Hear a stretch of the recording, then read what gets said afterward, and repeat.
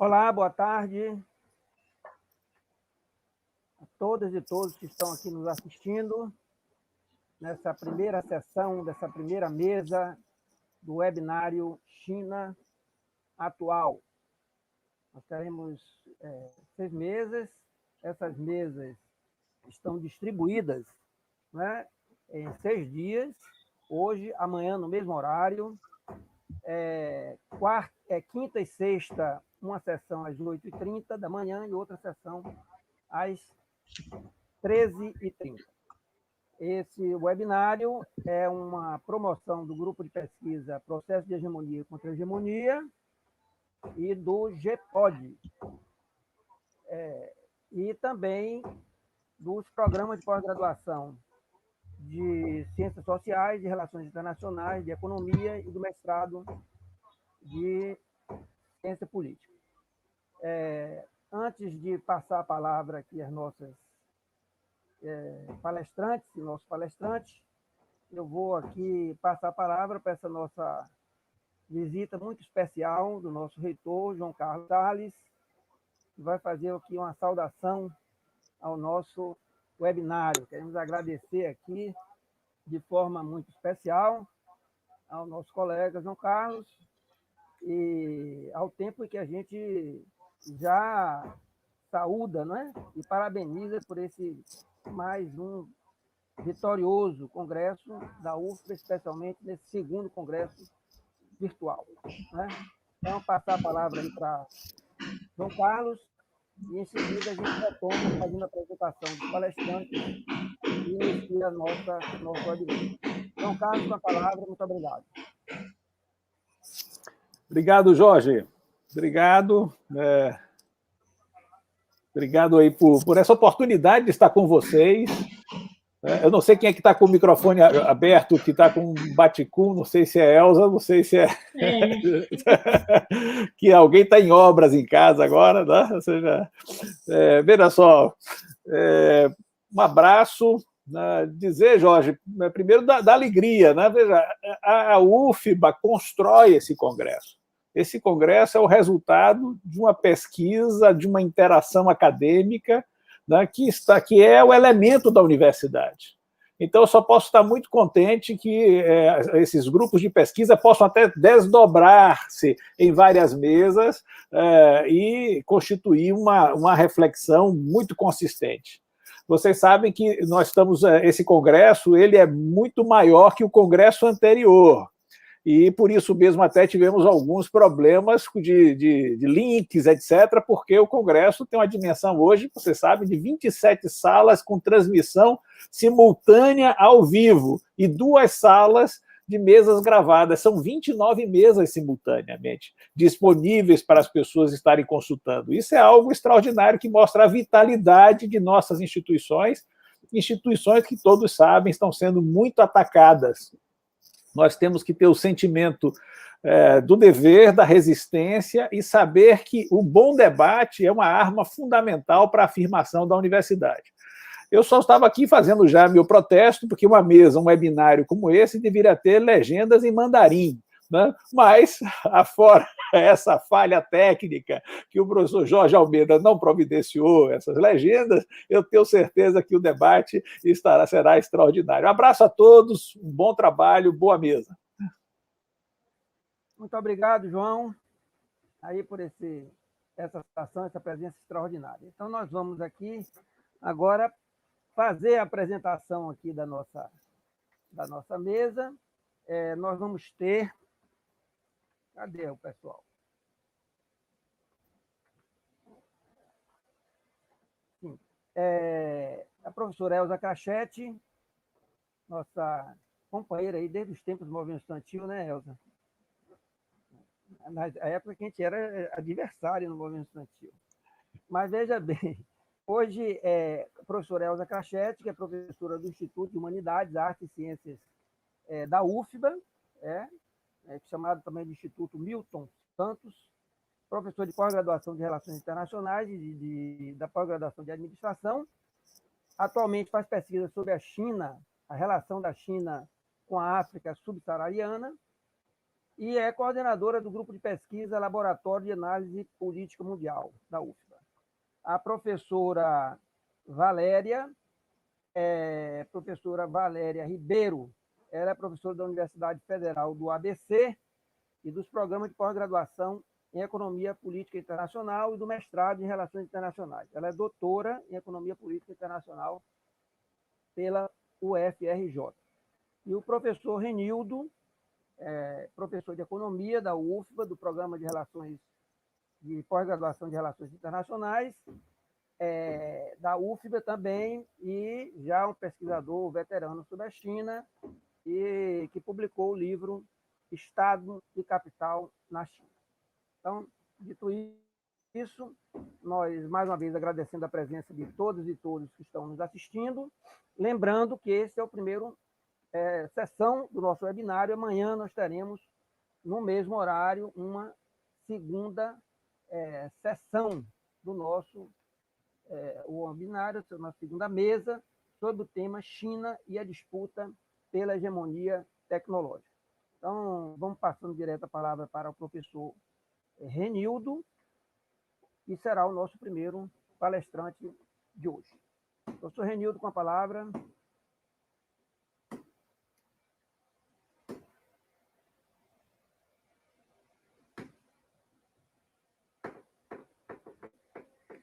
Liga o fone, Renildo. Seu fone está desligado. Liga o fone e começa outra vez. Tá ligado agora. Boa tarde, Jorge, Valéria, Elza e a todos na audiência. Eu também agradeço a saudação do reitor João Carlos. Então, vamos começar. A pandemia da Covid-19 e as mudanças climáticas alertam sobre a dependência mútua de todos no mundo e sobre os limites do sistema capitalista. Em vez de solidariedade global, houve nacionalismo por equipamentos médicos e vacinas. A China conseguiu controlar a crise sanitária e manteve relativamente o crescimento, enquanto os Estados Unidos colapsaram na saúde e na economia. No conflito entre a China e os Estados Unidos, o Brasil, do ponto de vista das relações entre Estados, deve preservar a sua autonomia e ter uma atitude estratégica, sem cair nas provocações do bolsonarismo, que volta e meia faz pronunciamentos prejudiciais ao Brasil do ponto de vista de Estado em relação à China, em uma subordinação inaceitável aos Estados Unidos. Mas aqui eu vou tratar de algumas questões estruturais da China. As estatais e a planificação emprestam características específicas ao modo de produção daquele país. A regulação que marcou a ascensão do Japão e da Coreia do Sul não é comparável ao elevado poder do Estado chinês. A fim de identificar a natureza da formação social da China, é preciso compreender a variante capitalista chinesa com a mediação do Estado. As políticas industriais, tecnológicas e comerciais, o crédito público, a coabitação de empresas públicas e privadas e a diplomacia da integração ao mercado mundial são recursos intermediários para operacionalizar o conceito de capitalismo com características chinesas. Trata-se da significação do capitalismo pelas mãos do Estado. Stephen Wolff, em livro deste ano, apresenta a tese do Estado ressurgente na China. Ele argumenta que o sistema de acumulação via exportação, com maior dinamismo do setor privado, teria sido substituído durante a década de 2010 pelo ambíguo sistema de acumulação de capitalismo de Estado, mantendo ainda a necessidade do impulso exportador. O primeiro sistema de acumulação entrou em crise com a queda da lucratividade e a diminuição relativa do crescimento econômico a partir do colapso global de 2008. A centralidade exportadora foi trocada pela orientação keynesiano-fordista. Massas compulsórias de investimentos e o começo da melhoria dos salários e do consumo foram implementados, embora as empresas tenham resvalado para a dependência de alto endividamento. O desempenho passou a depender mais dos bancos públicos e estatais. Por um lado, há agora mais política de indústria infante para impulsionar os setores de telecomunicações, informática, digitalização produtiva, engenharia genética, biotecnologia, energia alternativa, etc., para a fronteira tecnológica em empresas privadas articuladas ao Estado. Por outro lado, há maiores incentivos para a superprodução da indústria pesada, bolha imobiliária e investimentos em áreas improdutivas e especulativas, avalia Rolf. Nicolas Lade é outro que defende a interpretação do ressurgimento do papel do Estado, sobretudo com fortalecimento das estatais. Ele propõe a retomada das reformas liberais, que, segundo sua visão, resultaria na elevação do crescimento nas próximas 2 décadas para 8% ou mais, em vez dos atuais 6% a 7%. De um ponto de vista liberal, ele afirma que o crescimento acelerado das últimas décadas se deveu à liberalização de preços, mercado de trabalho livre e investimentos fora do planejamento estatal. Ele argumenta que, aspas, as políticas industriais, cada vez mais ambiciosas, têm direcionado as decisões de investimento, a maioria no programa Made in China 2025. Este curso econômico tem sido financiado por muitos fundos dirigidos pelo governo, dos quais o Fundo Nacional de Investimentos em Chips, criado em 2014, é talvez o mais conhecido. Em 2015, 297 novos fundos geridos pelo governo foram criados. Fecham-se aspas. Entretanto, o Estado ressurgente é uma tese equivocada sobre as mudanças no período Xi Jinping. A chamada intervenção do Estado na economia não está ressurgindo. Ela sempre esteve presente nas reformas em 4 décadas, em coexistência com o capital privado e os mecanismos capitalistas. Não existe uma mutação sistêmica com retorno à estatização maoísta. No próprio capitalismo da Europa Ocidental, entre 1950 e 1980, houve o sucesso de políticas industriais, empresas estatais e regras convencionais antimonopolistas. Como diz David Harvey, a China, entre outras coisas, se adapta às leis e justiça do curso capitalista. Por isso, a China de Xi Jinping atraiu mais investimentos externos do que os Estados Unidos em 2020. A política de Xi Jinping é para manter o crescimento, os empregos, sustentar o regime e enfrentar a nova Guerra Fria. Xi recorre ao discurso do sonho chinês, ao nacionalismo da civilização chinesa e à reafirmação do poder do partido. Apela ao fim da pobreza extrema, à urbanização e infraestrutura, à nova rota da seda, ao reforço das estatais junto com apoio às empresas privadas nas novas tecnologias e à diplomacia hábil e assertiva. São mudanças que decorrem de problemas como a crise ambiental e as desigualdades sociais, bem como a sobreacumulação de capital, além dos impactos da longa crise mundial. A China tornou-se parte do capitalismo, entendido como sistema mundial. A economia chinesa, como uma parte do todo, por mais significativa que seja, não regula o mercado global. As empresas chinesas, em seus movimentos internacionais de produção, comércio e finanças, têm de obedecer às leis de competição capitalista. A China é parte de uma estrutura de interdependência e integração e, ao mesmo tempo, de hierarquia, rivalidade e concorrência. A condução autônoma dos capitais em concorrência e orientados pelo lucro é prevalecente, mas não é exclusiva. Os capitais não possuem liberdade absoluta em nenhum lugar do mundo. Predominância não é sinônimo de ausência de constrangimentos políticos e legais aos movimentos dos capitais, de acordo com a dialética entre o Estado e a economia. Há um grande poder de regulação do Estado chinês em oposição ao neoliberalismo do Ocidente. Por isso, falam do contraste entre o consenso de Pequim e o consenso de Washington. Todavia, em sentido estrutural, trata-se de uma política subordinada e compatível com a regulação superior, a prevalência da liberdade de autorreprodução dos capitais em competição. As reformas de Deng Xiaoping criaram o que eu chamo de armadilha do capitalismo com características chinesas.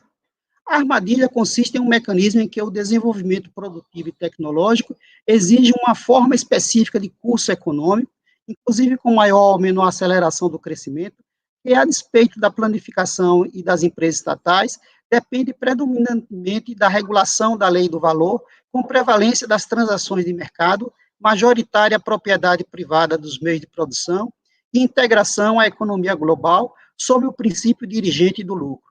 Esse curso impõe um ativismo do Estado, o qual medeia a dominação do capital. Instala-se a interdependência contraditória em vez de mera oposição entre, por um lado, a contínua expansão do poder do capital na estrutura econômica e social do país, e, por outro, a dinâmica de regulamentações e sucessivas concessões governamentais. Está aí a armadilha.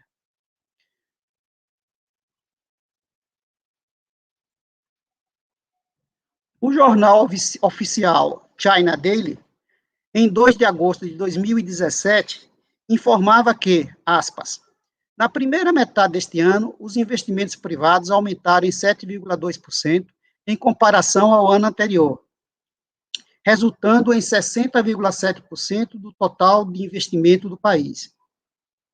Desde as reformas dos anos 1980, o setor privado tem assumido maior importância na condução do crescimento econômico.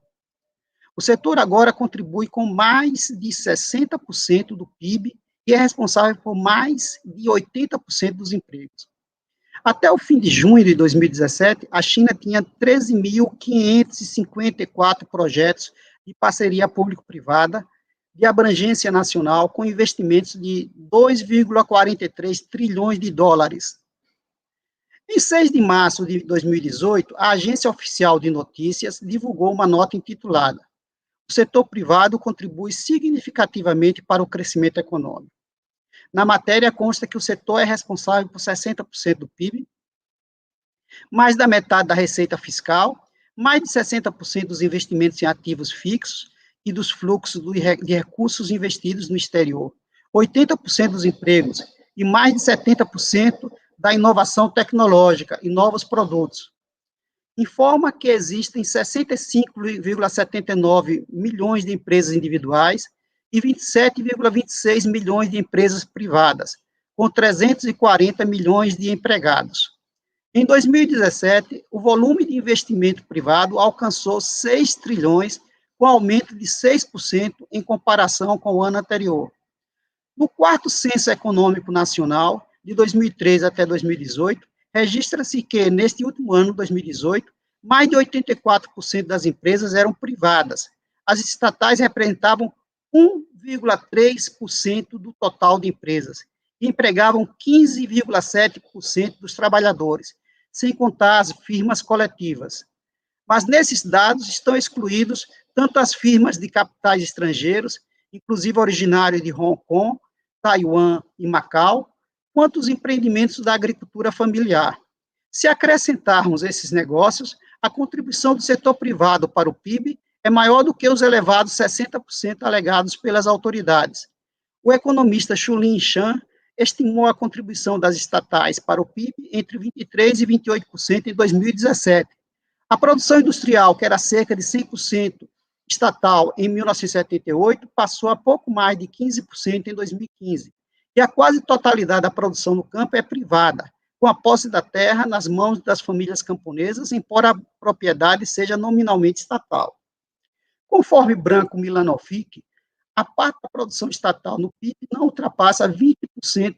O número total de empregados em estatais e de propriedade coletiva representa apenas 9% dos trabalhadores rurais e urbanos, e o setor privado é responsável pela maioria dos investimentos fixos.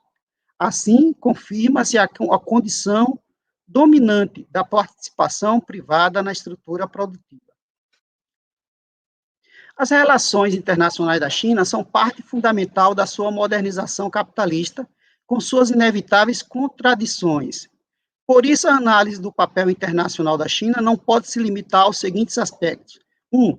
Contraponto à agenda econômica neoliberal. 2. Sucesso do projeto nacional desenvolvimentista. 3. Campo alternativo de oportunidades de relações econômicas internacionais. 4. Oposição declaratória à agressividade política e militar dos Estados Unidos. Então, como examinar a projeção da China no mundo? Um dos problemas é o impacto da China sobre a desindustrialização brasileira, que já estava em curso antes da competição chinesa.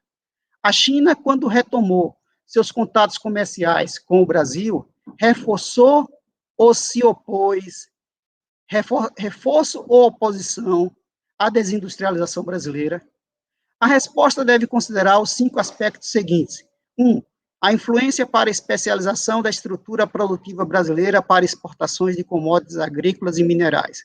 2. A transformação de parte significativa da indústria em entreposto de montagem de insumos chineses como se fosse maquiladora. 3. A ocupação do mercado no Brasil com manufaturados chineses. 4. O efeito da competitividade superior das exportações chinesas no esmagamento dos incentivos para a inovação na indústria brasileira. 5. As avassaladoras exportações dos manufaturados chineses para terceiros mercados, como na América do Sul, restringindo as exportações brasileiras para esses destinos. Assim, a resposta é óbvia. A China reforçou a desindustrialização, embora o impacto chinês seja, digamos, apenas um dentre os fatores desse complexo processo brasileiro. As exportações, os superávites comerciais, o afrouxamento da restrição externa sobre o crescimento econômico, a viragem nos termos de intercâmbio, e daí o impacto sobre a renda nacional, tudo isso constituiu o efeito positivo da China sobre o Brasil na década de 2000. Mas é preciso também falar das contrapartidas negativas para o Brasil e outros países no contexto de um mundo em colapso ambiental e social. Qual é a contribuição negativa da China para os problemas ambientais e sociais de outros países? Qual é o pedaço que cabe à atual forma de relação comercial praticada pela China para o agravamento das crises de outros países e, por conseguinte, crise global? A exacerbação da reprimarização e extrativismo no Brasil, com consequências desastrosas sobre o meio ambiente, é uma cota-parte da contribuição chinesa para as mudanças climáticas, além de conflitos agrários e envenenamento dos agrotóxicos. E, ainda do tipo de relação entre o Brasil e a China, decorre uma parcela do agravamento tanto dos desequilíbrios intersetoriais na estrutura produtiva brasileira, quanto da concentração de renda e riqueza no Brasil, com devastação do modo de vida de imensos contingentes de brasileiros no interior, do interior e dos grandes centros, privados de ocupação, emprego, renda, segurança social. Entretanto, a solução para a relação neocolonial entre o Brasil e a China não é o alinhamento brasileiro ao velho neocolonialismo americano na Guerra Fria, neste momento, contra os chineses. Bem, eram essas as minhas palavras, a minha contribuição aí para o nosso debate.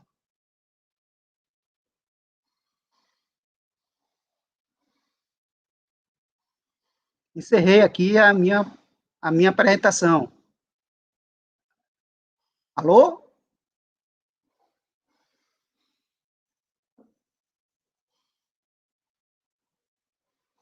Jorge?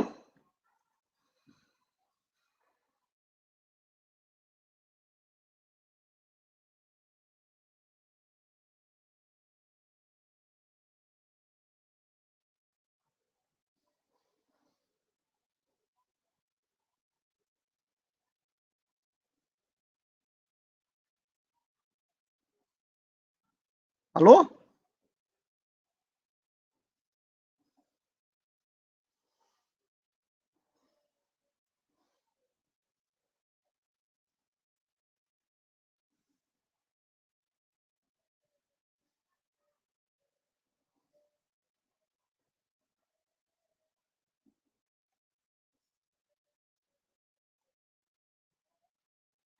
Alô?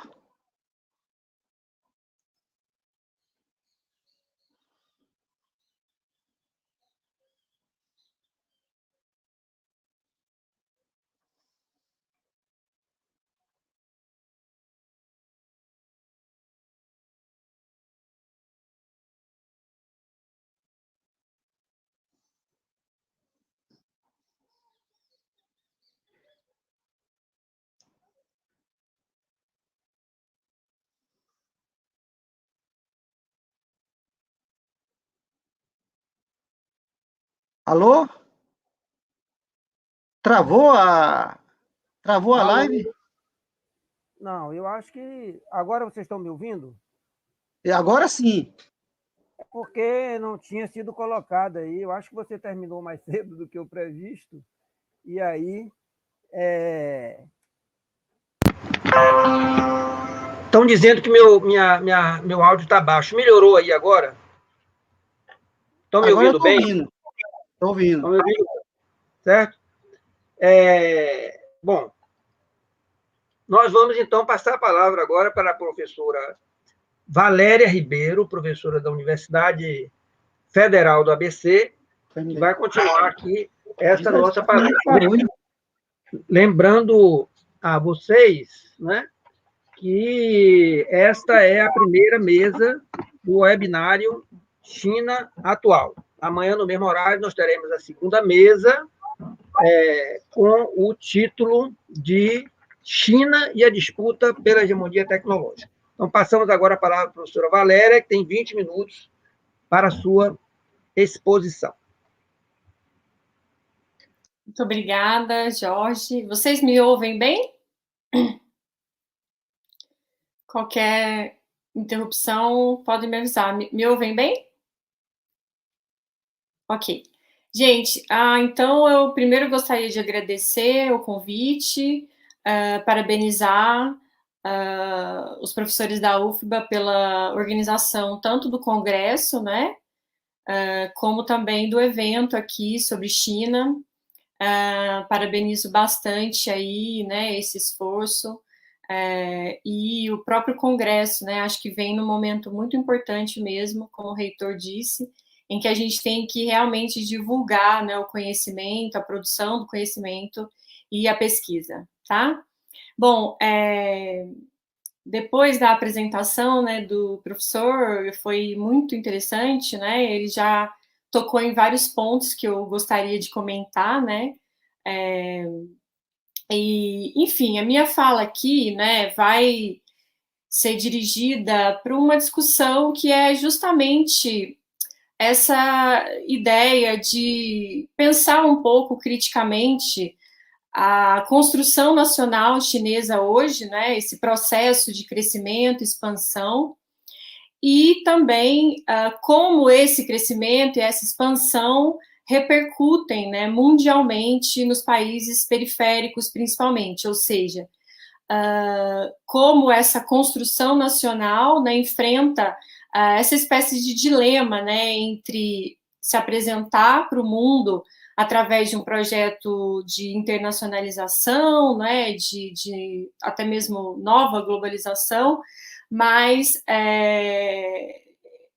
isso se depara justamente com essa armadilha, né, da China ingressando no contexto do capitalismo internacional e aí avançando, digamos assim, sobre os países periféricos a partir, né, desse caráter que, digamos assim, né, coloca em xeque, pode colocar em xeque a própria soberania de outros países.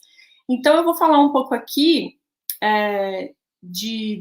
dessa construção nacional, né, do processo de transformação da economia chinesa, inclusive mais recentemente, né, os desafios, né, do crescimento chinês, e como esse momento, né, atual do crescimento chinês se expressa internacionalmente e nos toca, né, como países periféricos que somos, né?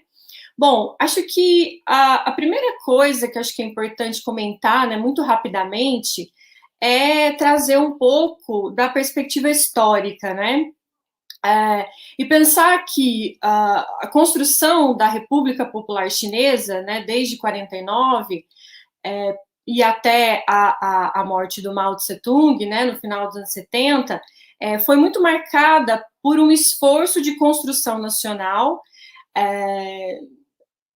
e construção socialista, né, e que tinha como foco essa ideia do desenvolvimento das forças produtivas e das relações sociais de produção.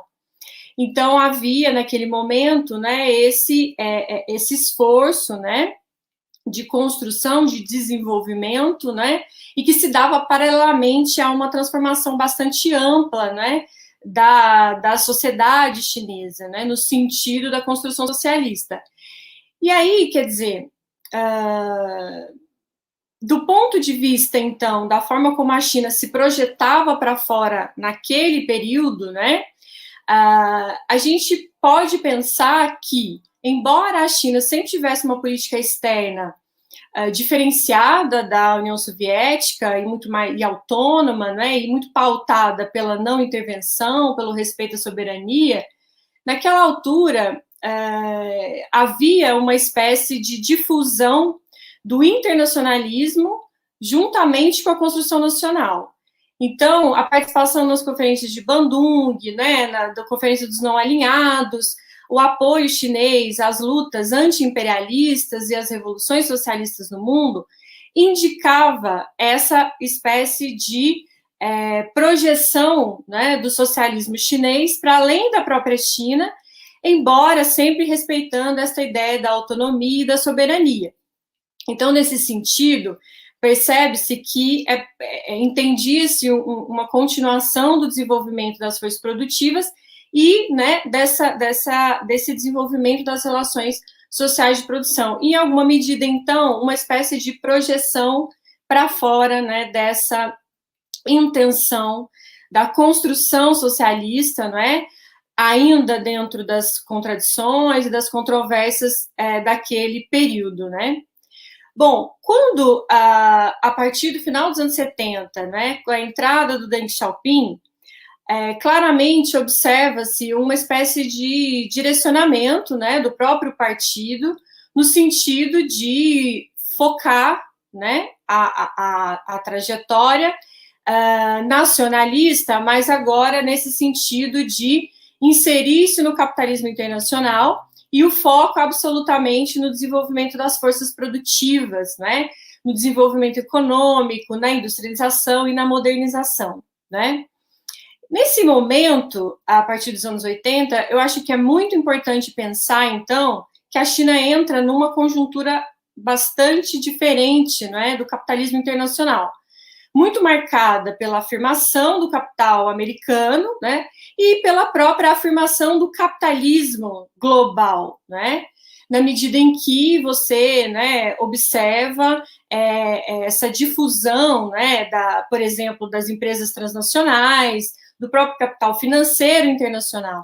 Então, é dentro dessa conjuntura que a China começa a promover as suas reformas econômicas direcionadas a essa espécie, então, de abertura, né, de transição para uma economia mais de mercado, né? Nesse sentido, observa-se, na minha visão, o seguinte, né? Uma espécie de tentativa chinesa de responder criticamente a essa nova conjuntura, ao manter o Estado como centro do desenvolvimento, né, a China consegue, em alguma medida, apresentar, por exemplo, uma espécie de contramola a essa ideia da ampla financiarização, por exemplo, né, a manutenção do sistema financeiro relativamente fechado, né, e essa espécie de condução do modelo que promove, né, nesse sentido, uma espécie de avanço em termos econômicos, fundamentalmente, sociais, do ponto de vista da pobreza, certo? Mas, ao mesmo tempo, né, ao inserir-se nesse novo contexto, e a partir da ruptura bastante forte com uma série de dimensões do socialismo anterior, a China acaba inserindo-se no capitalismo global, né? E essa inserção, ela passa por diversas dimensões. Ela passa pela abertura para o capital internacional, né? Através dos investimentos diretos, como todo mundo sabe. Ela passa, então, por um direcionamento da economia que vai sendo voltado para o lucro, né? Para o mercado. E, a partir daí, apesar da manutenção do Estado, de fato, como o professor disse anteriormente, abre-se o espaço para a ampliação do setor privado e para o avanço do aumento do poder econômico das classes capitalistas, burguesas, né? Além disso, recebendo o capital internacional por meio das empresas transnacionais, né? Então, assim, só para dar um exemplo, né? Estava lendo recentemente o livro do Rob Wallace, né, sobre a pandemia e o agronegócio. É muito chocante observar como a agroindústria americana, principalmente, né, o modelo da agroindústria americana de produção em larga escala, produção animal, né, também em larga escala, ela vai se transnacionalizar. E a China é um dos locos dessa transnacionalização. Então, você tem empresas estrangeiras produzindo na mesma lógica, né, da produção animal, via confinamentos, de larga escala, que tem consequências ambientais gravíssimas, né? Então, nesse sentido, a China ela vai se inserindo, né? E aí a gente observa esse alargamento do espaço para o privado, tá? Apesar dos avanços em alguma medida. Mais recentemente, né, o modelo chinês, né, o padrão de crescimento chinês, ele se transformou também, né, uma economia muito mais moderna, uma economia que quer justamente transitar de um modelo fundado em investimentos pesados, em construção, em urbanização, e quer transitar para um modelo baseado na inovação, né, baseado na modernização tecnológica e tudo mais. E aí, quer dizer, esse é o momento atual desse crescimento econômico chinês. E aí a questão, né, que fica é justamente pensar o seguinte, né, como que essa transformação estrutural, econômica e tudo mais, ela se manifesta externamente, como é que a China, como é que isso se projeta para fora, né? Essa é a grande questão. E aí, um dos elementos nesse ponto que eu acho que é importante pensar, né, é justamente isso, pensar que a China não está descolada, né, dos movimentos do capital internacional, embora ela e o seu Estado tenham conseguido, né, exercer uma espécie de contramola. Então, ela não está descolada, né? Então, é muito importante pensar nesse sentido. Outra coisa que é importante pensar é que a postura, digamos, de política externa, ela vai muito dirigida ela vai muito alinhada ao propósito do desenvolvimento das forças produtivas, do desenvolvimento econômico e da industrialização. Então, veja, a partir dos anos 2000, a China se torna um grande importador de commodities, importando produtos primários do mundo todo, justamente para fazer frente ao imperativo do crescimento econômico, né? Na medida em que os recursos naturais são estratégicos para o desenvolvimento econômico. Então, nesse sentido, a China se apresenta para o mundo muito fundada nessa ideia da busca pelos recursos naturais. E aí entra os movimentos na África, os movimentos na América Latina, né? Então, nesse sentido, fala-se muito da ideia do pragmatismo da política externa chinesa. Mas, ao final, o pragmatismo reflete, na minha visão, justamente essa espécie de alinhamento com um projeto de construção nacional, agora fundado muito mais no desenvolvimento das forças produtivas do que necessariamente das relações sociais de produção. Então, nesse sentido, a China não apresenta externamente, né, digamos assim, o discurso da construção do socialismo, ele não vale para fora, né? Quer dizer, no sentido de manter, obviamente, a ideia da não intervenção, da autonomia, mas a China não se apresenta mais, né, nesse sentido, nessa construção da luta internacionalista, da luta anti-imperialista, não é? Que, embora tenha passado por diversas transformações, né, permanece, né, se mantém, né, haja visto, por exemplo, a lógica do extrativismo, do neoextrativismo, que reflete e que se manifesta tão profundamente na América Latina e também na África, né? Então, nesse sentido, o movimento externo chinês, ele vai muito dirigido a essa ideia do atendimento ao imperativo econômico, da busca do lucro, né? Por empresas estatais, mas também, mais recentemente, por empresas privadas, né? os dados do Ministério do Comércio mostram que a participação das empresas privadas no investimento direto externo chinês vem crescendo muito, né? Então, você observa, além das grandes estatais, também empresas privadas que atuam em projetos de construção, em expansão, né, a inserção de empresas chinesas em mercados de consumo, né, no mundo todo, tá? Bom, e, quer dizer, a questão, acho que fica, né, é qual seria, então, essa política externa, como é que ela se apresenta, né? Embora a China ela defenda, né, uma posição diferente das potências ocidentais, na prática, o capital chinês ele é diferente, né, do capital ocidental, da perspectiva dos países periféricos, né? Essa questão é muito importante e fica bastante difícil afirmar que a China, o capital chinês se diferencia. Por mais que possa haver uma espécie de possibilidade de novas oportunidades, né, de lidar, barganhar com, por exemplo, o investimento direto chinês que chega, de fato, vem muito essa ideia do pragmatismo, né? Então, a China vai se apresentando da forma, né, muito parecida daquela que as potências ocidentais tradicionalmente se aproximaram dos países periféricos, né?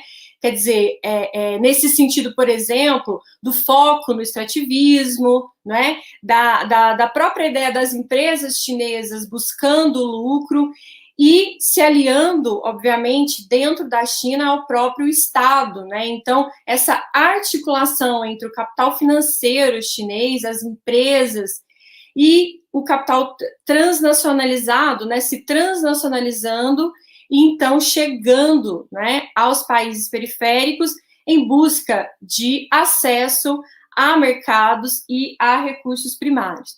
Quer dizer, embora a China possa se apresentar como um parceiro, né, novas oportunidades, e ela mesma possa tentar construir, né, institucionalmente, né, mecanismos que facilitem a cooperação, os empréstimos internacionais, uma relação diferenciada, né, das potências ocidentais.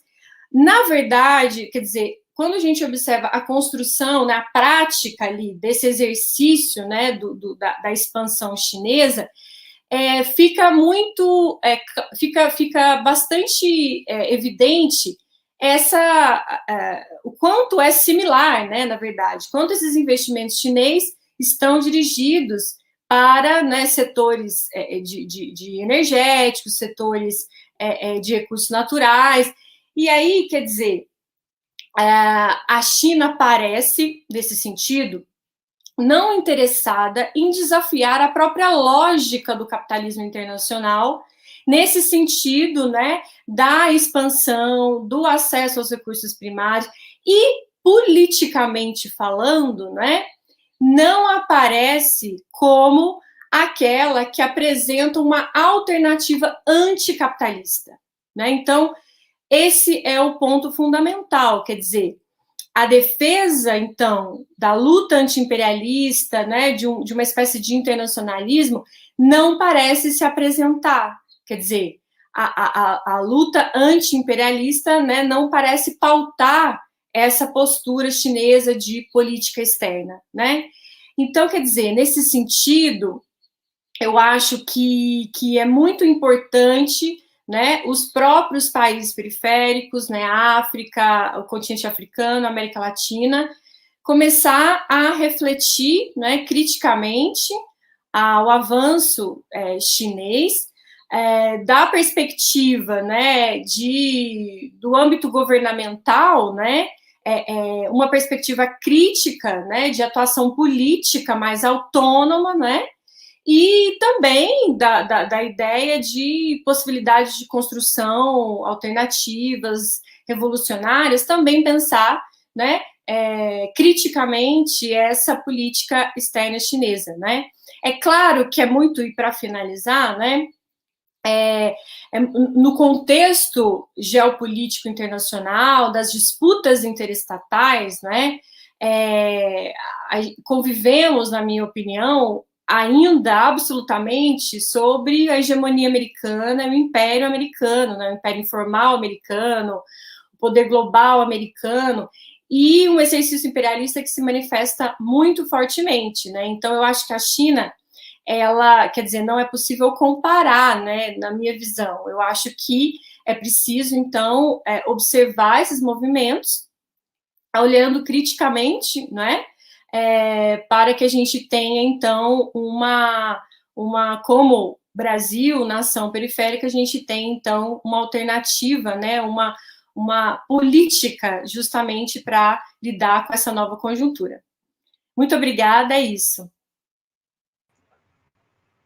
Muito obrigado, professora Valéria. Acabamos de ouvir a professora Valéria Ribeiro, da Universidade Federal do ABC, em São Paulo. Queríamos lembrar aqui ao pessoal que ainda não se inscreveu no canal da TV UFBA, se inscrever, dar o like aí no nosso vídeo, quem está gostando, e divulgar também esse webinário. Lembrando que amanhã, no mesmo horário, 15h30, teremos nossa segunda mesa, e quinta e sexta-feira teremos mesas de manhã e de tarde. Vou passar agora a palavra para a professora Elza Crachete, professora do Instituto de Humanidades da UFBA e dos programas de pós-graduação de Administração e de Relações Internacionais. Professora Elza Crachete, 20 minutos.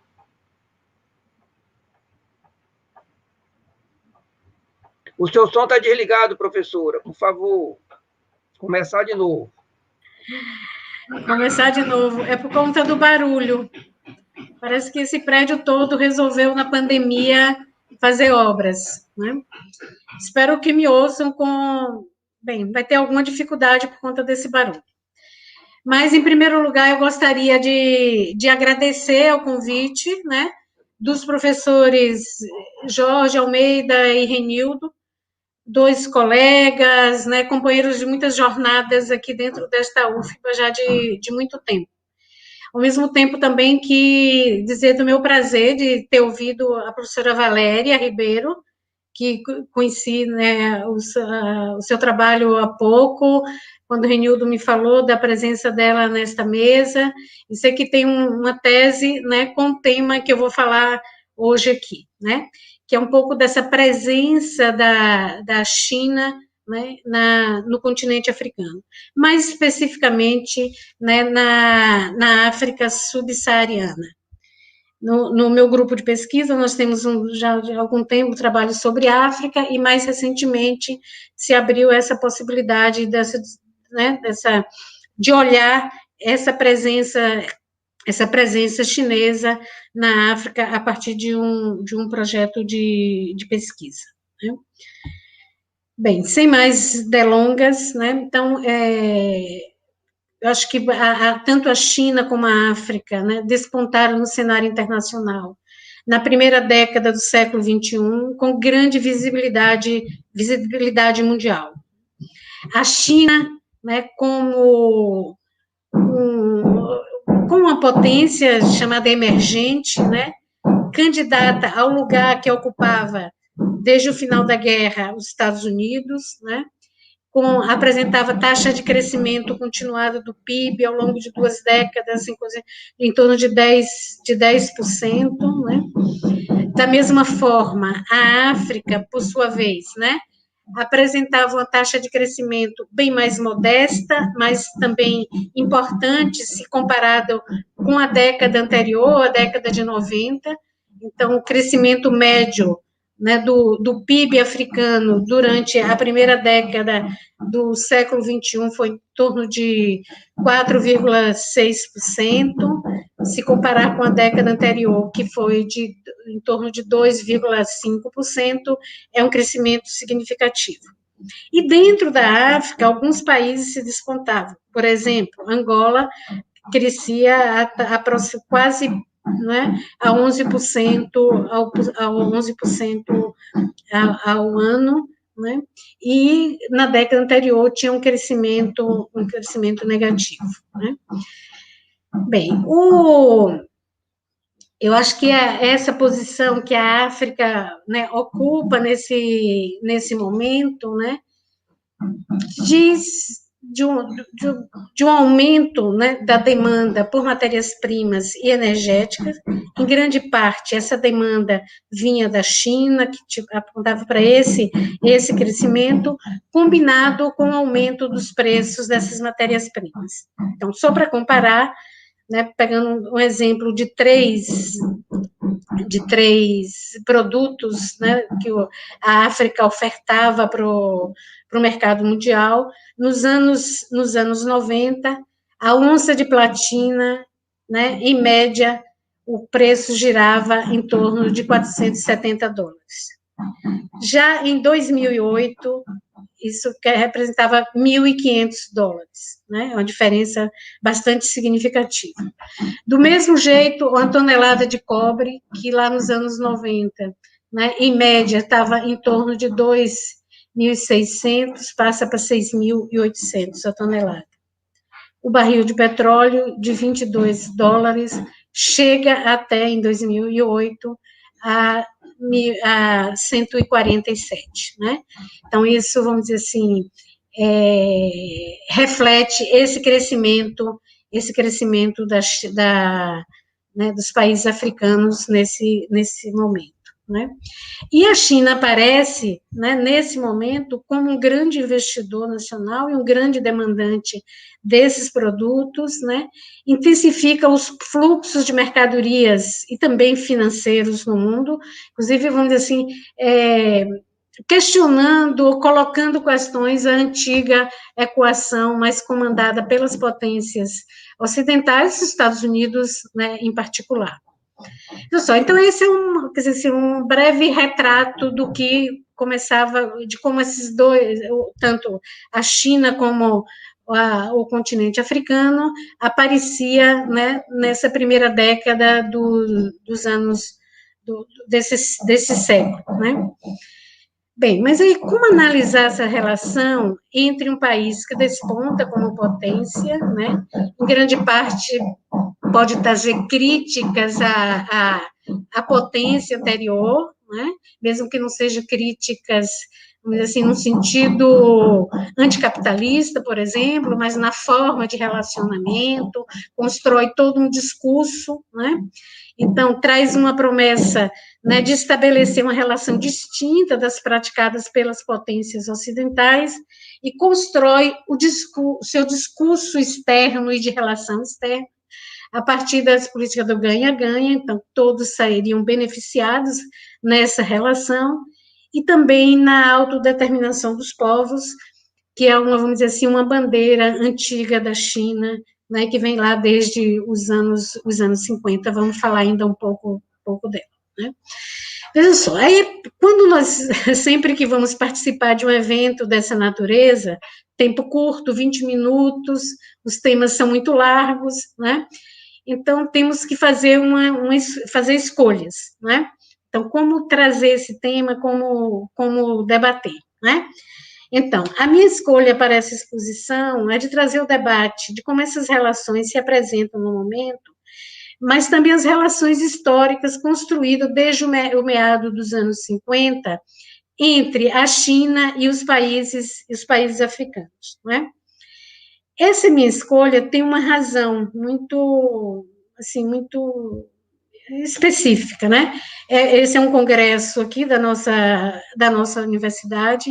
A maior parte do público são jovens estudantes que certamente conhecem muito, né? Alguns já conhecem muito sobre os fatos mais recentes, mas acho que seria importante também trazer esse histórico, né? Então, as relações sino-africanas têm uma longa história, né? E não está vamos dizer assim, não são exclusivamente relações econômicas, né? Bem, então, dito aí por onde eu vou caminhar, né, eu vou observar de como a China, né, vê por que mantém essa relação com esses países africanos, agora na atualidade, né, e também ver de parte, né, da África. Para mim, eu acho que são dois motivos principais que a China cultiva essa relação com os países africanos, né? A busca de matérias-primas e energética para alimentar seu sistema produtivo, né? E também de alimentos para a segurança alimentar da sua população. Foram dois temas que já foram referidos, né? Tanto pela professora Valéria como pelo professor Renildo, né? E, por outro lado, a busca de um mercado de produtos manufaturados. E a relação com a África, quer dizer, a população da África subsaariana beira hoje a 1 bilhão de habitantes, né? Então, 1 bilhão de pessoas, que, embora não tenha um nível de renda alto, né, mas não é um mercado desprezível. Ele pode não ser um amplo mercado para consumir os produtos mais sofisticados da indústria que a indústria chinesa pode ofertar, mas, né, tem um apelo muito, muito grande, né? E há também aspectos políticos, né? Quer dizer, o continente africano tem praticamente 1/4 dos votos dentro do sistema ONU, né? E é importante para qualquer país, né, se aproximar desse contingente, né, desse número de países, né, e contar com seu apoio em fóruns internacionais. Recentemente, nós vimos também, no caso brasileiro, todo um movimento de aproximação com a China, quando o Brasil era um candidato, né, a ocupar um posto dentro do sistema ONU, né? Então, e a China, ao longo da história, tem tido exemplos dessa importância, né, desse apoio dos países africanos, né, dentro do sistema internacional. Se observarmos isso do ponto de vista, né, ou de parte da África, né, nós podemos ver que a maior parte dos países africanos alcançaram a independência entre os anos 70 e 80 do século passado. E pretendiam, né, economicamente, aí um pouco, né, inspirado no modelo de substituição de importações, construir economias mais integradas internamente, do ponto de vista produtivo, mas também do ponto de vista social. Como sabemos, né, essa política não foi muito adiante, né? Encontraram dificuldades, gargalos que impediam essa política, né, se constituir. Né? Acho que alguns elementos é a escassez da poupança interna, dificuldade de acesso à tecnologia, né, para dar esse passo em direção à industrialização, e a crise dos anos 70, a crise geral do capitalismo, né, que traz um fim, uma escassez de liquidez internacional, né, que essa liquidez internacional não pôde, vamos dizer, alimentar, né, esse programa, digamos, de industrialização por substituição de importações que países africanos almejavam, né? Coisa que mais ou menos foi feito em alguns países da América Latina, inclusive do Brasil, né? Então, com a escassez de liquidez, o que, vamos dizer assim, o resultado vai ser um endividamento, né, crescente desses países que recém-libertos, né, do sistema colonial, né, uma dívida externa estrondosa, né? Então, esse, vamos dizer assim, é um elemento que dificulta, né, essa trajetória de muitos países africanos e que leva a que esses países tenham que buscar, né, o sistema internacional, mais expressamente as organizações de Bretton Woods, como o Banco Mundial e o FMI, para renegociar suas dívidas, né? E essas organizações, nesse período e diante dessas negociações, ela impõe condicionalidades que são bastante severas, que, do meu ponto de vista, traz consequências muito danosas para os países, né, subdesenvolvido. Quais eram essas condicionalidades? Eles tinham que privatizar as empresas estatais e muitos desses países tinham optado, né, por um caminho socializante, né, das suas economias, e onde o Estado teria uma presença muito forte com as suas empresas estatais, abertura de mercado para livre circulação de mercadoria e financeira, né, e reserva de 20% das receitas de exportação para pagamento das dívidas, das suas dívidas, né? Bem, eu acho que essas penalidades, né, assim, caíram sobre essas economias frágeis, estados em constituição, né, como resultaram em um aprofundamento da crise. E, durante os anos 80 e 90, né, o que se observa é uma desarticulação, e política também interna, e por motivos internos de muitos desses países, né, desses países africanos.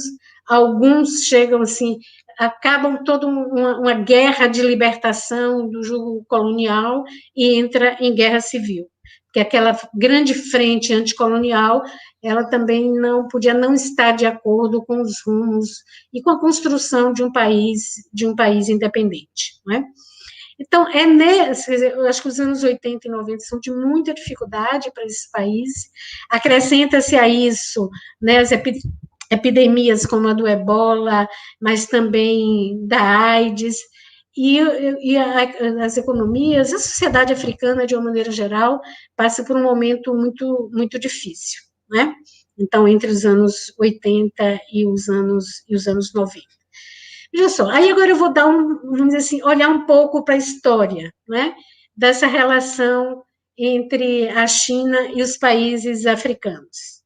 Eu digo que é uma relação antiga, né, é uma relação que eu acho que tem como marco a luta anticolonial, né, eu acho que a grande referência, ou a primeira referência, é a Conferência de Bandung, em 55, quando que a China dá muita importância, ela estava há 6, 7 anos da sua revolução, isolada internacionalmente, né, e deu grande importância, era a maior delegação, e foi com proposições, né, bastante explícitas para essa conferência.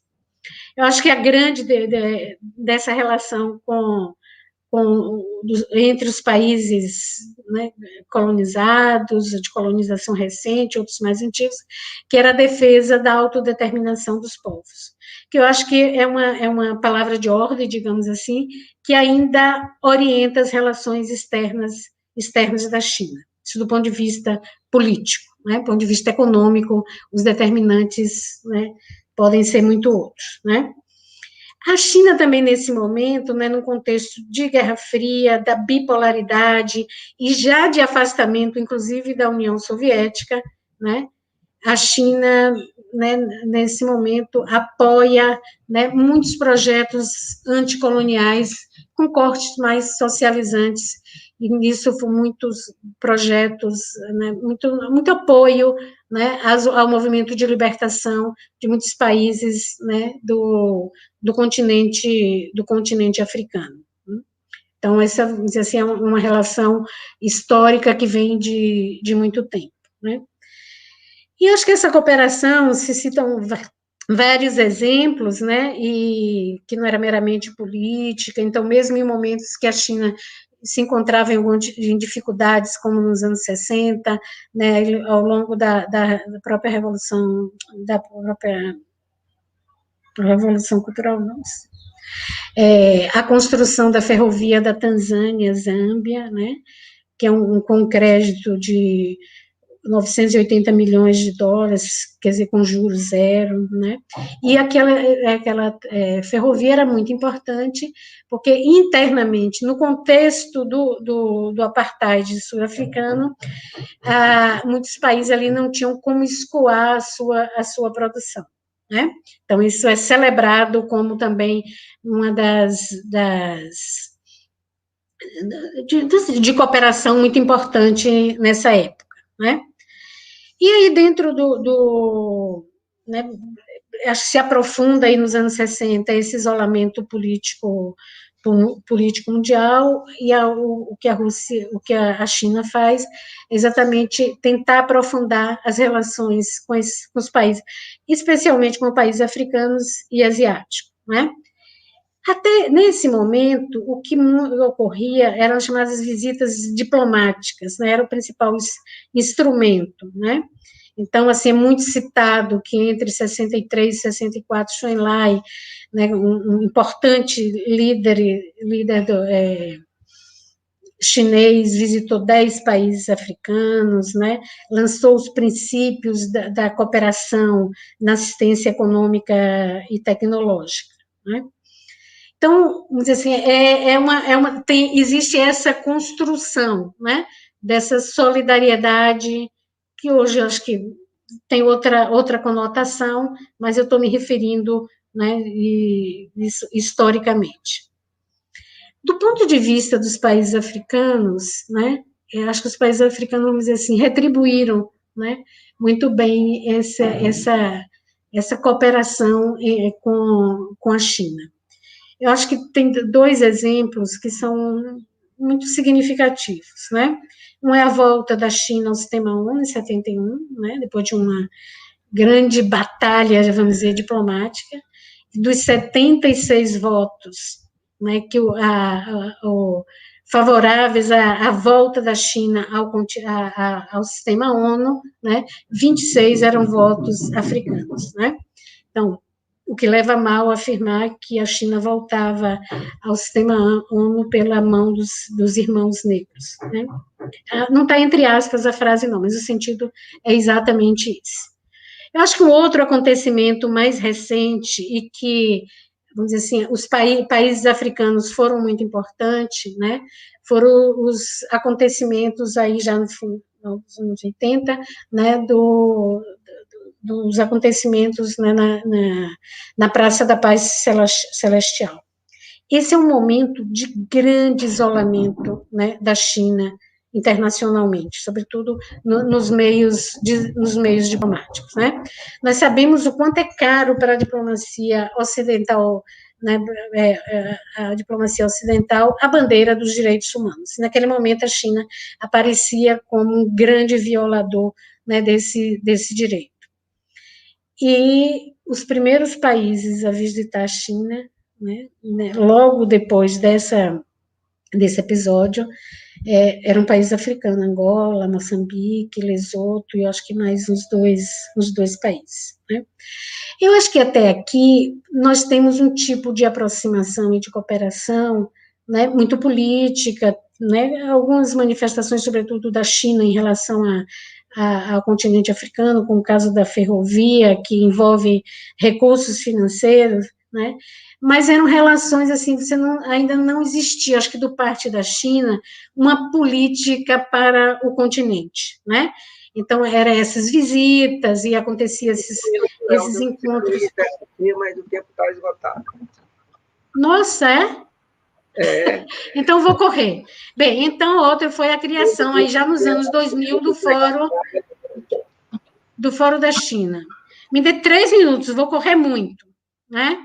Então, a partir dos anos 90, a China se abre, né?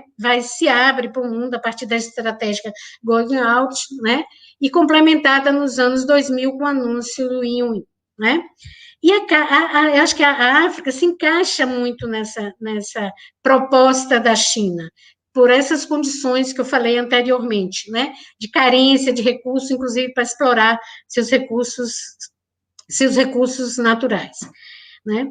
Então, e a China carente desses recursos.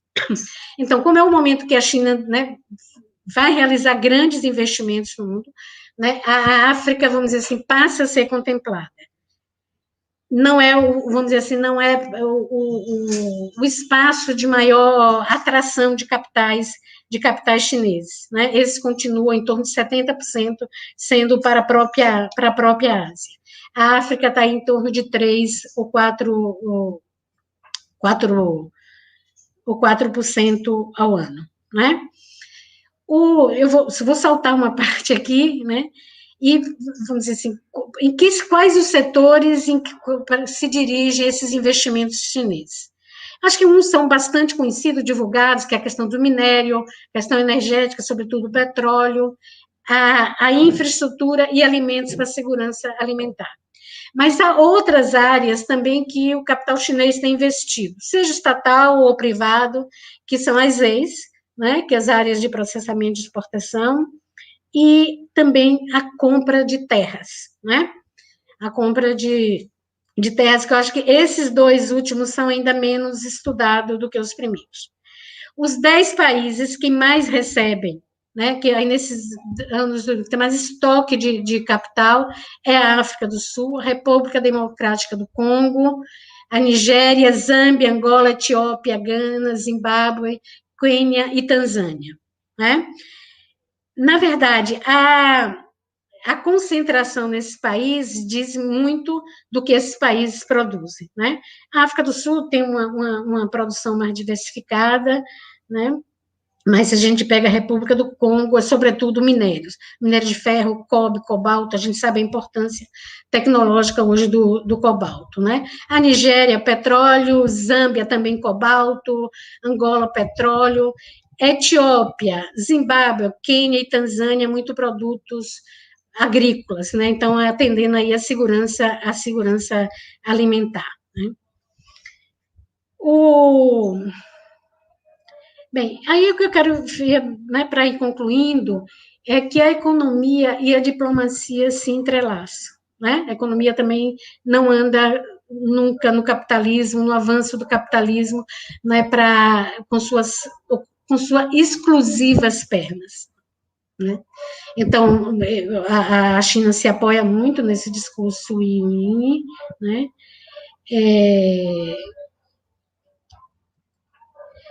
É importante essa relação com a África, né? Além do que eu já coloquei, né? Do apoio no sistema internacional. A África não oferece nenhum perigo, digamos, à China, na medida que não está ali na sua fronteira, não está disputando território, né? E nem tem nenhuma grande potência que vá, vamos dizer, estabelecer uma concorrência né, com a produção chinesa, né? Então, ao lado de todo esse avanço econômico, sim, estou concluindo. Vai sobrar tempo para as pessoas responderem. Eu estou concluindo. Então, vamos dizer assim, isso ele vai aliar a isso toda hoje uma grande intercâmbio cultural. Só para dar um exemplo, só vou dar esse exemplo, que são os institutos Confúcio, né? Em 2008, havia 15 institutos no continente. Em 2017, já são 156, né? Bem, eu gostaria de ter tempo, mas aí pode ficar aí para o debate, né? Quer dizer, que interpretação se dá para essa relação? Acho que eu estou muito de acordo com o que foi colocado pelos dois colegas que me antecederam, né? Não é relação simplesmente harmônica, mas nós precisamos desse laço histórico, né, e desses dados atuais para compreender as relações centro-periferia, as trocas desiguais e as relações de poder que se estabelecem entre esses países. Obrigada e desculpe, Jorge. Obrigado, Elza. É porque a gente tem um tempo realmente super apertado, nós temos que entregar a sala no horário exato na próxima mesa. Então, por isso que eu fiquei um pouco aqui agoniado, porque só nos restam 15 minutos agora para as perguntas e as respostas. Foram dezenas de perguntas, sinal de que o debate foi muito interessante. Pergunta para Elza, para Valéria, para Renildo, para todo mundo. Polêmicas, debates aqui no chat, entre vários dos presentes, né, debatendo aqui paralelamente por escrito. Então, não dá nem para a gente ler as perguntas todas. Eu pensava antes de fazer uma leitura do que é. Mas, no geral, queria pedir a quem está com o fone ligado, desligar enquanto a gente está falando. Então, assim, eu vou só levantar aqui a bola para o que apareceu predominantemente. Várias perguntas que, de alguma maneira, tratam do debate se a China é capitalista, se a China ainda é um país socialista ou está em caminho ao socialismo, se a China tem um novo modo de produção chamado de projetamento, né? Se a China é um país imperialista ou não, então há argumentos diferentes e perguntas com lógica diferentes. Se a relação da China com o Brasil e outros países é de reprodução de dependência, de subdesenvolvimento ou de estímulo ao desenvolvimento, se ainda é possível pensar em que maneira a China pode contribuir para o desenvolvimento de um país como o Brasil. Então, aí é que está a maioria das perguntas, tentando resumir mesmo aqui de uma forma bem sintética, para dar tempo de vocês falarem aí 3 minutos cada um, tentando responder um pouco disso. Queria lembrar também a todas e todos que fizeram as perguntas que nós vamos ter ainda 5 mesas, que boa parte desses temas que estão aqui, Mercosul, BRICS, revolução tecnológica, imperialismo, conflitos geopolíticos, não é? Tudo isso vai voltar nas outras mesas. Então, para a gente, provavelmente, não vai poder dar uma resposta totalmente satisfatória pelo tempo apertadinho que nós temos aí, mas o webinário continua. Amanhã, às 15h30, nós temos uma nova mesa que trata justamente sobre o tema China e a disputa pela hegemonia tecnológica, não é? Na quinta-feira, nós temos uma discussão sobre a China, a projeção internacional da China e as desigualdades sociais, às 8h30 da manhã. De tarde, né, da quinta-feira, nós temos um debate justamente sobre as relações da China com os BRICS e o Mercosul e as repercussões disso no sistema internacional.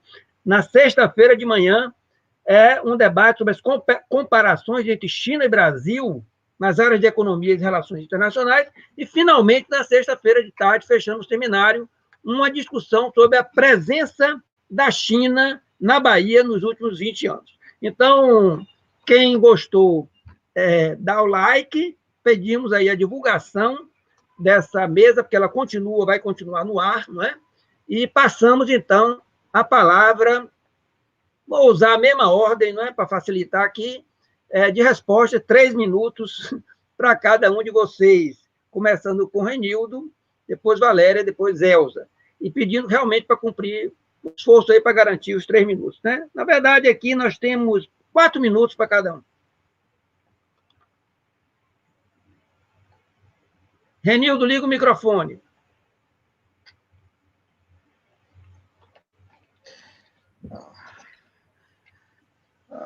Obrigado pelas perguntas. As perguntas são muito boas, mas elas são muito amplas, muito abertas, muito largas. Então, cada pergunta dessa demandaria muito tempo de discussão na tentativa de uma resposta. Então, eu vou fazer aqui um pinga-fogo. É uma coisa muito telegráfica, muito parcial, limitada. Sobre China capitalista.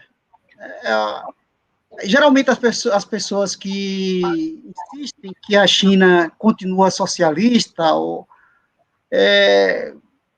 insistem muito nas estatais, na planificação, na propriedade da terra, então, no Partido Comunista no poder.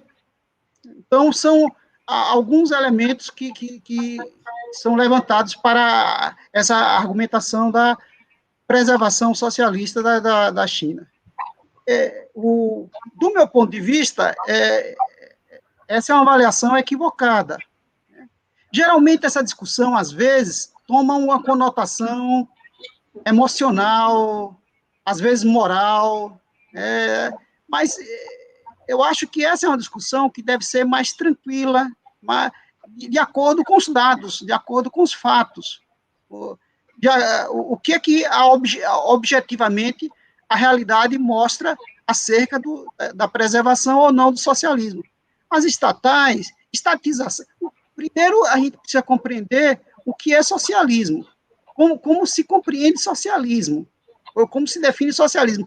Com toda a abertura, plasticidade que nós devemos compreender o socialismo, uma coisa aberta e sem modelo, e levando em consideração a história e as características de cada país, levando em consideração todas essas ressalvas, socialismo não é simplesmente estatização. Estatais não são sinônimo de socialismo. Isso é uma pobreza muito grande na definição de socialismo. Né? As estatais têm um papel muito importante para a construção, para os primeiros passos do socialismo. Mas o socialismo não se limita, não se esgota, não se confunde com estatização. Porque se fosse só estatização, a União Soviética não teria caído. Então, socialismo é algo muito, muito mais amplo do ponto de vista do controle popular sobre a economia, do ponto de vista do controle, da participação popular nas decisões, do ponto de vista de uma organização econômica, social, coletiva, né, popular. Né? Então, essa definição de estatais não é suficiente. Além disso, como eu me referi, está gravado aí na minha fala, né, as estatais são minoritárias.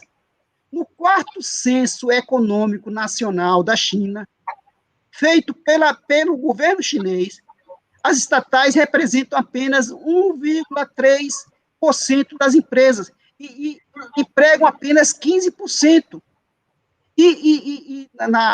A maior parte da contribuição para o PIB, na economia, em todos os setores, é privado. A maioria dos investimentos são privados, são decisões privadas. Então, são mecanismos capitalistas. Né? São decisões privadas, burguesas, capitalistas. Então, é preciso levar em consideração que esses fatos, esses dados, esses elementos na discussão, não é uma declaração, e é um processo de penetração do capitalismo, um processo cada vez maior, cada vez mais profundo, em perspectiva histórica, cada vez maior. Então, eu acho que essa compreensão deve ser considerada sobre o problema do imperialismo. Imperialismo, não dá tempo, acabou. Jorge Almeida já está falando ali que o tempo esgotou, né? Então, não dá para a gente discutir aqui imperialismo, que é uma discussão muito importante, né, que está sendo feita no mundo sobre essas relações internacionais chinesas, né? Eu acho que tem contradições interimperialistas evidentes hoje entre Estados Unidos e a China. Agora, o imperialismo no século XXI é diferente do imperialismo no século XX e no século XIX. O imperialismo, então, é uma discussão que demanda pesquisa, mais debate, mais elementos para esclarecer, em vez de apenas a gente ficar nas afirmações peremptórias, isso ou aquilo, tal, sobre a China. O tempo acabou. Muito obrigado, professor Renildo. Agora, professora Valéria, 4 minutinhos. Bom, gente, muito obrigada pelas perguntas. Infelizmente, né, o tempo é curto, é um tema muito interessante, daria para falar muito mais. Eu vou falar um pouco sobre essa questão da China socialista ou capitalista e sobre o imperialismo, né? Bom, primeiro sobre a questão do socialismo, eu gosto muito de um texto do Samir Amin, que ele publicou na Monthly Review em 2013. Nesse texto, ele fala que essa questão é meio que um não debate, é uma forma estranha de começar o debate, a China é socialista ou capitalista. Mais importante do que isso é entender as dinâmicas, os processos que vão se apresentando a partir do momento das rupturas, né, e tudo mais. Então, o que eu quero dizer com isso? Para mim, não dá para desconsiderar a forma como a China, né, conseguiu manter a sua soberania a partir dos anos 80, através dessa estratégia de abertura, né, e de uma espécie de ruptura com os princípios do socialismo. No contexto do capitalismo internacional, do imperialismo, isso foi muito importante. E a China consegue, como um Estado forte, né, avançar numa direção muito diferente dos países da América Latina, os países africanos. E aí vem essa questão dos ganhos, dos avanços, do crescimento. Então, esse é um ponto, né? Ressaltar, para mim, essa questão é muito importante. É uma construção nacional extremamente interessante, ainda mais no contexto do, né, imperialismo e capitalismo global financiarizado. Segundo ponto que ele também diz no texto é dizer o seguinte: apesar disso, a China não rompeu ainda, né, por exemplo, com a questão da alienação do trabalho, né? Então, quer dizer, você tem processos, né, de avanço do capital, você tem, então, um alargamento desse capital privado e justamente essa submissão do trabalho à lógica de produção para o lucro, né? Então, nesse sentido, para mim, não daria para falar em socialismo, né? Agora, ao mesmo tempo, né, é interessante acompanhar esses processos, né, de intervenção estatal, de alargamento da classe média. Isso tem que ser levado em consideração. Eu acho que o mais interessante é justamente comparar, né, quer dizer, acompanhar essa dinâmica, porque é uma disputa, né? As coisas não estão definidas, na verdade, né? É o processo, né? É um processo, como diz o título do livro do Mo Yan, que é um escritor chinês, né? A palavra que define a China é mudança. Então, você tem disputas, tudo está em disputa, né? Bom, sobre o imperialismo, eu acho que concordo, né, com o professor. A questão é muito complexa, né? Eu mesma já escrevi um artigo afirmando que não é preciso ter cuidado ao denominar a China como imperialista, porque a gente está tratando de uma categoria teórica que precisa ser pensada, né? O que é o imperialismo hoje? O que está acontecendo em termos dos movimentos novo-imperialistas? E aí eu acho que vai muito essa questão de olhar os casos, o que está acontecendo, né? Esse é o desafio, essa é a minha pesquisa, né? Tentar observar como é que esse capital chinês chega, impacta, né? Ao longo da pesquisa a gente vai, né, tirando algumas conclusões, quer dizer, né, a gente vai percebendo que o capital chinês vem avançando numa lógica que parece não se diferenciar, né? Mas eu acho que é assim, tem que ver exatamente como é que essas coisas estão acontecendo. Tem um trabalho empírico e um trabalho de reflexão teórica, né, que é amplo, né, uma pesquisa ampla. Enfim, é isso então, gente. Obrigada. Muito obrigado, professora Valéria. Agora, professora Elza, 4 minutinhos para encerramento. Ligar o microfone, por favor. Liga o microfone, Elza.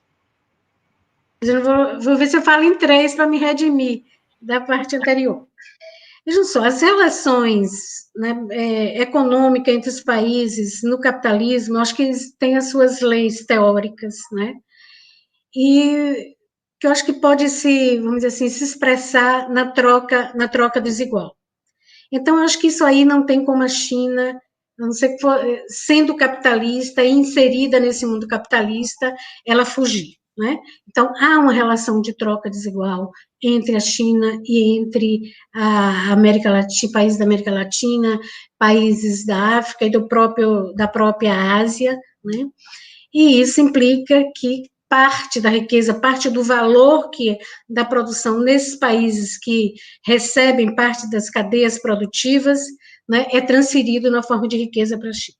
Então, acho que isso não tem como a China fugir, nem nenhum outro país fugir, né? Agora, também nessas relações, né, dentro do capitalismo, já se conheceu várias formas de relação política, do exercício do poder político, né? Inicialmente, as potências europeias lançam mão, sobretudo, da forma do colonialismo, né? Depois do imperialismo, né? Depois se fala de hegemonia, enfim, se fala de... Então, acho que nós, sobretudo, sobre esse aspecto político, mas também sobre o aspecto econômico, né? O capitalismo, se o imperialismo do século XIX não é o mesmo ou melhor, do século XX não é o mesmo do século XIX, da mesma forma o capitalismo não é o mesmo, né? Então, eu tenho muito interesse, né, nessa discussão das relações de poder, e que são, por exemplo, eu não acho que é desprezível, né, a política externa da China, da autodeterminação dos povos. Né? Nós que somos daqui da América Latina sabemos o peso que tem esse tipo de interferência. Aliás, estamos passando no Brasil por um momento desse. Então, eu tenho muitíssimo interesse, antes de ficar, é capitalismo e socialismo. Só fazer um merchandising. Amanhã, às 11 horas, tem, por iniciativa do grupo de pesquisa Labimundo, um debate sobre imperialismo e hegemonia. Então, também vocês ficam convidados, porque acho que ajuda né, a compreender mais teoricamente esse debate. Obrigada.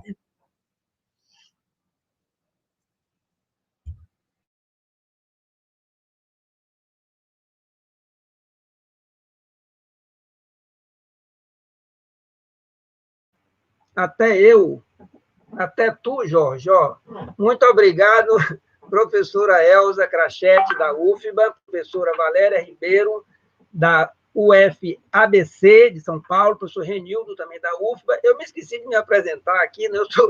Eu sou professor do Departamento de Ciência Política, do Programa de Pós-Graduação em Ciências Sociais, do mestrado em Ciência Política da UFBA. Lembrando que este webinário é uma promoção do grupo de pesquisa Processo de Hegemonia e Contra-Hegemonia, do grupo de estudo em Economia Política e Desenvolvimento, GEPOD, e dos programas de pós-graduação em Ciências Sociais, Relações Internacionais, Economia e mestrado em Ciência Política.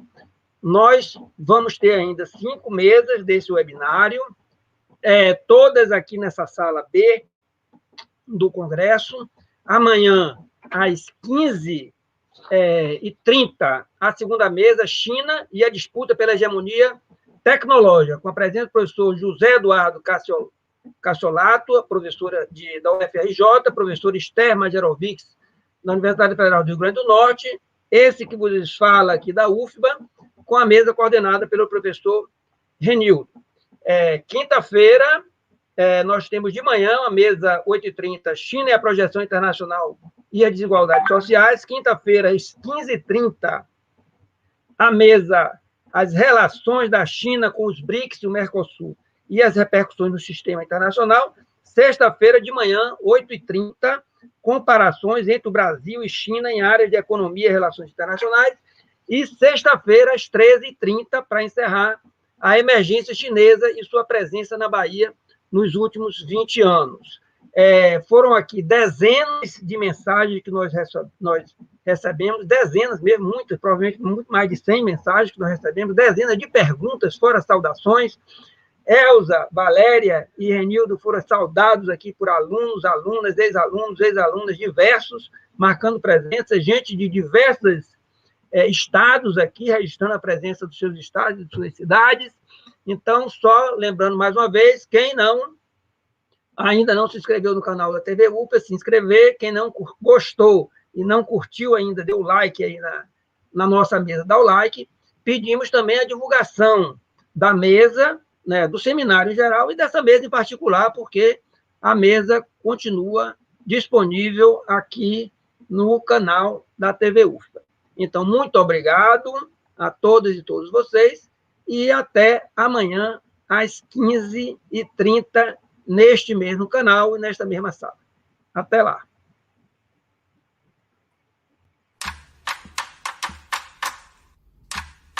Parem de matar nossos filhos. Parem de nos negar um futuro. Parem de matar os nossos filhos. Parem! Toda mãe que chora, cada órfã, cada viúva, todo viúvo são alvos dessas balas. Elas são mísseis programados para a cor, gênero e localização certos. E acertam. Acertam elas que parem. Acertam eles que amam. Acertam elas que choram. Parem! Parem! Parem! A negrura da minha pele é história. Ela veio muito antes de vocês e vos sucederão. A negrura da minha pele é berço do mundo. Ela está dentro de tudo, até de vocês. Não fuja de mim. Não adianta me exterminar. Eu não morro. Cada corpo negro que cai ergue dezenas de cabeças, cerra milhares de punhos, ecoa milhões de vozes. Parem de matar nossos filhos. Enquanto quem pede é o amor, a sensatez, a união. Pois das águas calmas também virão tsunamis. Das brisas erguerão furacões. Dos raios virão lanças. Parem. A negrura da minha pele é ancestral da natureza. Parem de matar